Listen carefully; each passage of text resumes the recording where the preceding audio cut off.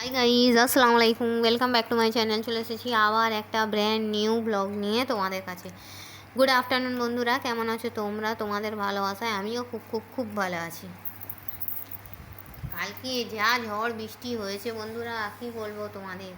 তোমাদের ওখানে ঝড় বৃষ্টি হয়েছে? আমাকে কমেন্ট বক্সে কমেন্ট করে জানাও। আর ভিডিওটা ভালো লাগলে লাইক করে, কমেন্ট করে, শেয়ার করে, আর হ্যাঁ, সাবস্ক্রাইব করে দেবে অবশ্যই করে।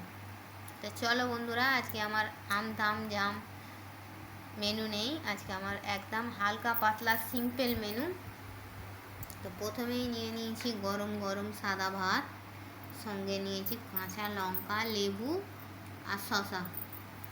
আর বহুদিন পর খালি ঢ্যাঁড়স ভাজা খেয়ে খেয়ে অস্থির কাণ্ড। বহুদিন পর আজ ঢ্যাঁড়সের চচ্চড়ি করেছি। আজকে একটা অবাস্তব ঘটনা ঘটে গেল। আমার বাবু ঢ্যাঁড়স ভাজাটাই ঘুম ঘুম করে খায়, আজকে আবার চচ্চড়িটা পাতে দিতে দেখি না নিজে নিজেই খাচ্ছি, কিছু না বলাতেই খাচ্ছে। আর করেছি মুরগির মাংস দিয়ে আলু দিয়ে লাল লাল ঝাল ঝাল করে ঝোল। দেখো কি সুন্দর কালার হয়েছে, দেখতে হয়েছে বন্ধুরা। আর এখানে আছে আমের চাটনি। ঝড় উঠেছে না কি বাইরে, না হাওয়া চলছে? আর এখানে আছে আমের চাটনি, মিষ্টি আমের চাটনি। দেবো। চলো বন্ধুরা, এই ছিল অনেক দিন পর আজকে আমি ঢ্যাঁড়সের চচ্চড়ি দিয়ে ভাত খাবো। বসে বসে অনেক দিন পর ঢ্যাঁড়স চচ্চড়ি দিয়ে ভাত খাবো। তো চলো, তোমরা কারা কারা ঢ্যাঁড়স আমার ভাজাও ভালো লাগে, চচ্চড়িও ভালো লাগে, কিন্তু ওই ওই ভাতে সেই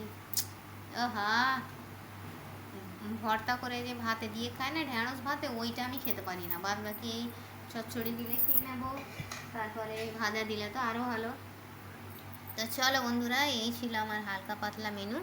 আমার ভিডিওটা ভালো লাগলে লাইক করে, কমেন্ট করে, শেয়ার করে আর সাবস্ক্রাইব করে আমার পাশেই থাকবে। ঠিক আছে বন্ধুরা, এরকম তোমার দাদাভাই চাটনি নিয়েছি, মিষ্টি চাটনি খাওয়ার উনি ভাত দিয়ে খায়, আমি খেতে পারি না। আমার ভাত খাওয়া হয়ে গেলে আমি একটুখানি নিয়ে মুখটা ফ্রেশ হয়ে যায় না একদম, লঙ্কা খাই তো ঝাল লাগে, আর ওইটা দিয়ে মুখটা ফ্রেশ হয়ে যায়। এখন তোমার দাদা ভাইও লঙ্কা খেতে শিখেছে বাবা, খুব হিংসুটে। আমি যা খাবো তাই খাবে। আগে লেবু খেতাম, লেবু, এখন লঙ্কা খাই। লঙ্কা লঙ্কা খাওয়া ভালো যদিও। তোমরা কারা কারা আমার মতো কাঁচা লঙ্কা খেতে ভালোবাসো বন্ধুরা, আমাকে কমেন্ট বক্সে কমেন্ট করে জানাবে। কাঁচা লঙ্কাটা খাবে, কাঁচা লঙ্কাতে প্রচুর পরিমাণে ভিটামিন সি আছে, স্কিন ভালো থাকে, চুল ভালো থাকে, অকালে বয়সের ছাপটা পড়বে না। এবার যারা ঝাল সহ্য করতে পারে না তারা আর কী করবে, খেতে পারবে? খেতে পারবে না। কিন্তু কাঁচা লঙ্কার ঝালটা আমার খুব ভালোই লাগে।